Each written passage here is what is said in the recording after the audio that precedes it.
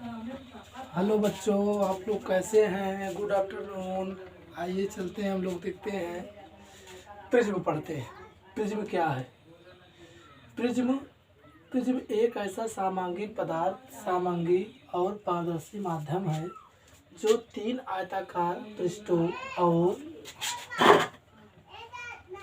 दो त्रिभुजाकार पृष्ठों से मिलकर बना होता है, उसे त्रिभुज कहते हैं। अब इसको समझने की कोशिश कीजिए। ये आपका जो प्रिज्म है क्या कह रहा है कि प्रिज्म एक ऐसा सामग्रिक पारदर्शी माध्यम है जो तीन आयत, तो ये इधर वाली जो साइड बनेगी एक, इधर वाली जो साइड बनेगी दो, इधर वाली जो साइड बनेगी तीन, तो ये आपका क्या कहलाएगा? आयत। उसके बाद क्या कह रहा है? और दो त्रिभुजाकार पृष्ठों से मिलकर बना है। दो त्रिभुजाकार पृष्ठों, एक पृष्ठ का ए हो गया, एक इसके पीछे वाला हो गया, तो कितने त्रिभुज हो गए? दो त्रिभुज हो गए। तो दो त्रिभुजाकार पृष्ठों से मिलकर बना होता है, उसे प्रिज्म कहते हैं। यानी कि ऐसा प्रिज्म जिसकी तीन आयत हो, दो त्रिभुज हो, ऐसे पृष्ठ को, ऐसे प्रिज्म को हम क्या कहेंगे? प्रिज्म कहेंगे। ऐसे पृष्ठ को हम क्या कहेंगे? प्रिज्म कहेंगे। ऐसा पृष्ठ जिसके तीन आयत दो त्रिभुज से मिलकर बने होते हैं, उसे हम प्रिज्म कहते हैं। अब अगली कंडीशन क्या है? प्रिज्म कोण। अब प्रिज्म का कोण क्या है? अब इसको हम देख लेते हैं, प्रिज्म का कोण क्या है। अब लिखा है आपतित किरण और निर्गत किरण के बीच बना कोण विचलन कोण कहलाता है। फिर आर अथवा करके इसकी दूसरी परिभाषा है। आपतित किरण को आगे बढ़ाने पर व निर्गत किरण को पीछे बढ़ाने पर उनके बीच जो कोण बनता है उसे विचलन कोण कहते हैं। इसे डेल से व्यक्त करते हैं। आइए हम लोग यहाँ देख लेते हैं। देखिए आपका ये क्या है? त्रिभुज है। ये जब त्रिभुज है, इस पर कोई श्वेत प्रकाश किरण जाती है तो इसको बोलते हैं विरल माध्यम, इसको क्या बोलते हैं? सघन माध्यम। जब सघन माध्यम में जाती है तो वह अपवर्तक, वह अभिलंब की ओर झुक जाती है। झुकने के पश्चात वो इधर आई। अब आने के पश्चात अब ये सघन से विरल में जाएगी। सघन से विरल में जाने से लंबवत से झुक जाती है। अब झुकने के पश्चात अब ये आपका देखिए आपतित किरण, ये आपकी क्या है? आपतित किरण। व निर्गत, ये जाने वाली किरण को क्या कहेंगे? निर्गत के बीच बना कोण। अब इसको जब हम ऐसे ऐसे ऐसे ऐसे लेके जाएंगे, ऐसे ऐसे लेके जाएंगे, जो यहाँ एंगल बन रहा है उसे हम क्या कहेंगे? विचलन कोण कहेंगे। या सपोज करिए कि आपतित किरण को आगे बढ़ाने पर, आपतित किरण को आगे बढ़ाने पर, ये देखिए यहाँ बढ़ाया श्वेत किरण, यानी आपतित किरण को आगे बढ़ाने पर और निर्गत किरण को पीछे बढ़ाने पर। अब एक पीछे इसकी दिशा ये है, आगे बढ़ाएंगे, इसकी दिशा ये है, इसको पीछे बढ़ाएंगे। बढ़ाने पर उनके बीच जो कोण बनता है, जो यहाँ डेल बनेगा, जो यहाँ डेल बनेगा, जो कोण बनता है उसे विचलन कोण कहते हैं। इसे डेल से व्यक्त करते हैं। तो विचलन कोण का मान आपतन कोण के मान पर निर्भर करता है, और जो विचलन कोण का मान होता है वो आपतन कोण के मान पर निर्भर करता है।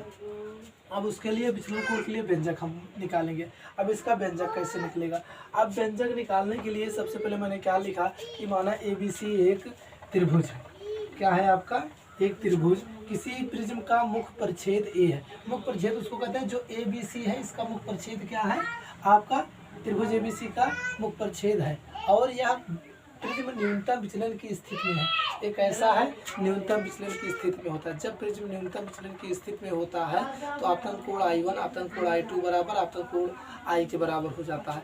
और अपवर्तन कोण R और अपवर्तन कोण R1 और अपवर्तन कोण R2 वो किसके बराबर हो जाता है? अपवर्तन कोण R के बराबर हो जाता है। और विचलन कोण डेल जो होता है वो न्यूनतम विचलन डेल m के बराबर हो जाता है, जो मैंने यहाँ लिखा हूँ। इसलिए I1 बराबर I2 बराबर I, R1 बराबर R2 बराबर R और डेल m बराबर डेल m हो जाता है। I डेल क्या है? विचलन। डेल m क्या है? न्यूनतम विचलन। तो अब फिर मैंने लिखा त्रिभुज QTR में आते हैं हम लोग।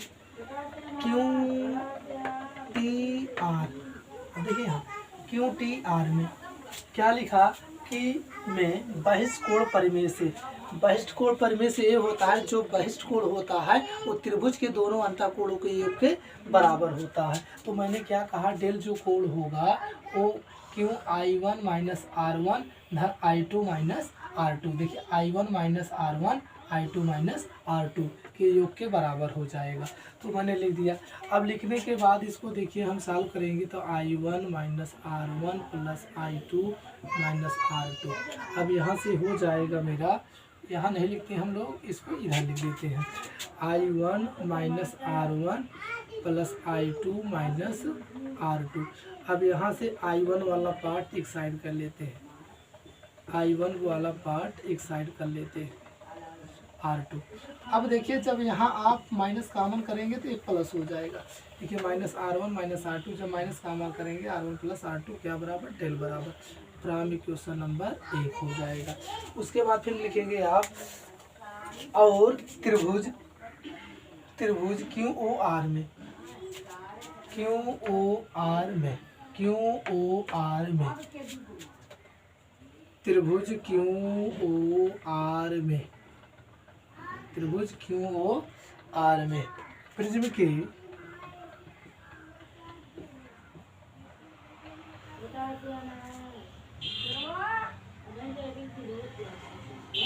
त्रिभुज QOR में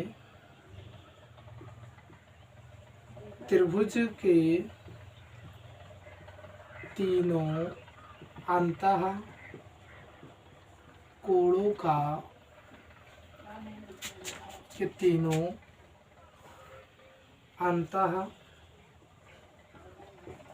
का मान 180 अंश होता है। तो अब कोण R1 कोण R2 कोण A, तो लिखेंगे R1 प्लस R2 धन QOR बराबर 180। तो अब यहाँ हो जाएगा आपका, देखते हैं हम लोग क्या हो जाता है। समीकरण नंबर ए हो जाएगा आपका, समीकरण नंबर आपका हो जाएगा 2। अब देखिए यहाँ लिखने के पश्चात अब क्या लिखेंगे? चतुर्भुज AQOR में, चतुर्भुज AQOR में अब लिखेंगे चतुर्भुज AQOR में चतुर्भुज के चारों अंतःकोणों का मान लिख देंगे। चतुर्भुज के चारों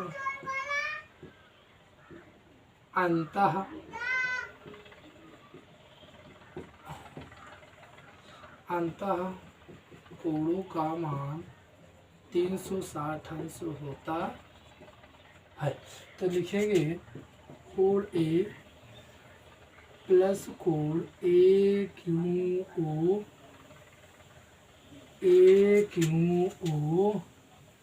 धन QOR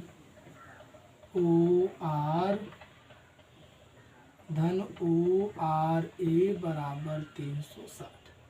तो एंगल ए है तो ए रहेगा, ए आपका 90 हो जाएगा क्योंकि ये लंबवत डाला गया तो ए 90 अंश होगा।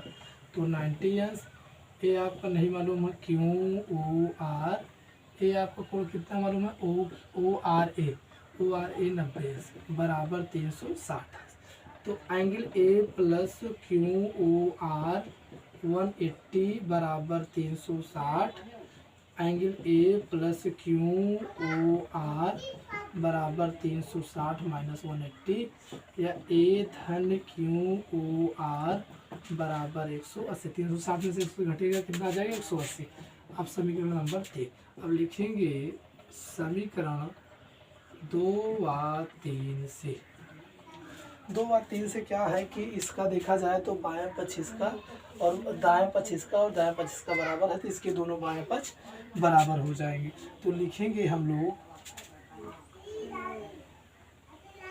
ए प्लस क्यू ओ आर बराबर R1 प्लस R2 धन क्यू ओ आर। ये दोनों कैंसिल हो जाएंगे तो ए बराबर हो जाएगा R1 plus R2। Primary question number 4। इसको इतना लिखिए सब कोई।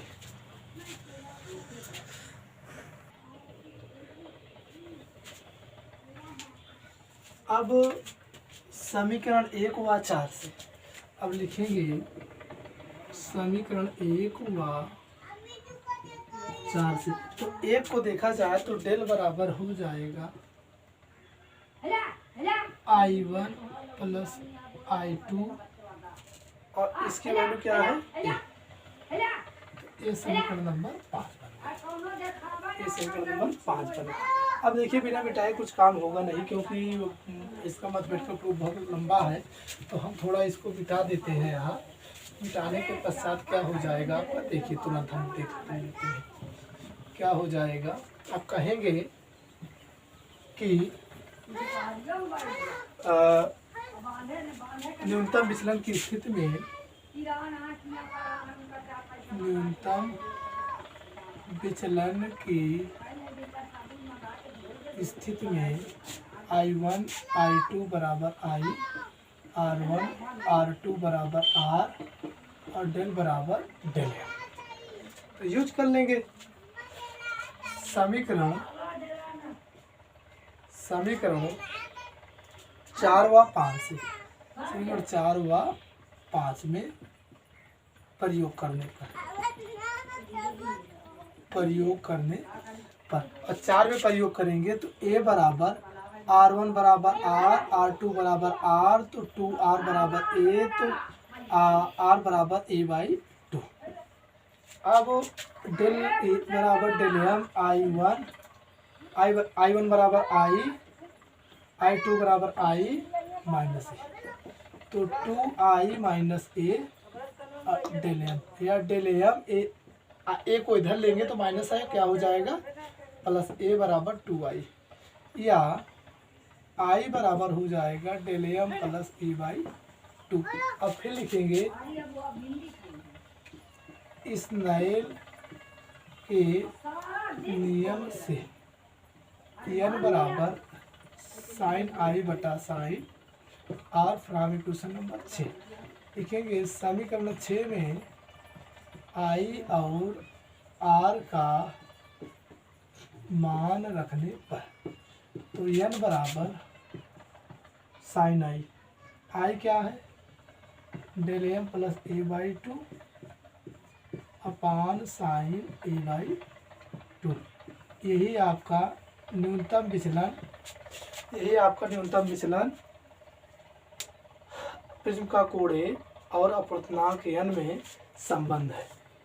तो बच्चों हम यही आप लोगों से आशा करते हैं कि चैनल को सब्सक्राइब करिए, आगे बढ़ाइए, लाइक करिए और अच्छे से पढ़िए।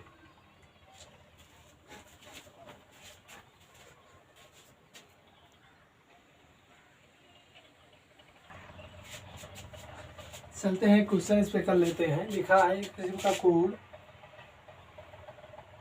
60 अंश है, न्यूनतम विचलन कोण 38 अंश है, तो प्रिज्म के पदार्थ का अपवर्तनांक ज्ञात कीजिए। यदि साइन 49 अंश बराबर 0.7547 हो तो अब लिखेंगे फल में प्रिज्म का कोण ए बराबर 60 अंश, न्यूनतम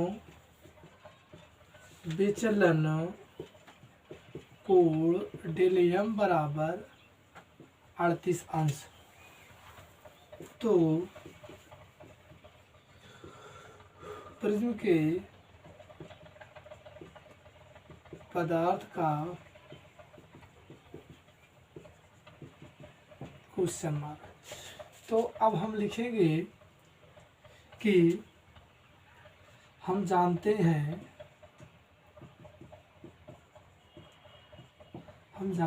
पूर्णांक है बराबर sine A plus del M by two upon sine A by to.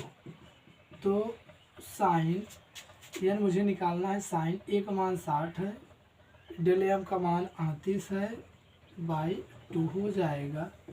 उसके बाद साइन ए बाई एक मतलब कितना है, ये मेरा 60 है, कितना हो जाएगा 2 हो जाएगा। तो एन बराबर साइन 38 9 98 बटा 2 और साइन 23। तो अब एन बराबर हो जाएगा 98 का 38 आधा काटेंगे तो 49.49 और साइन 30 की वैल्यू क्या होती है 1/2। तो अब इसको पलटेंगे तो 2 साइन 49 और साइन 49 की वैल्यू मुझे दिया गया है 0.7547। तो 0.7547 2 7 14 4 2 चौका 8 1 9 2 पंचे 10 के 0 हासिल 1 7 2 14 1 15 1 2 3 4 अंक पे 10 में लगा देंगे। तो जो आपका पूर्णांक निकल के आएगा यही आपका आंसर आ जाएगा। तो ये बहुत इंपॉर्टेंट क्वेश्चन है, परीक्षा में भी आ सकता है। थैंक यू बच्चों।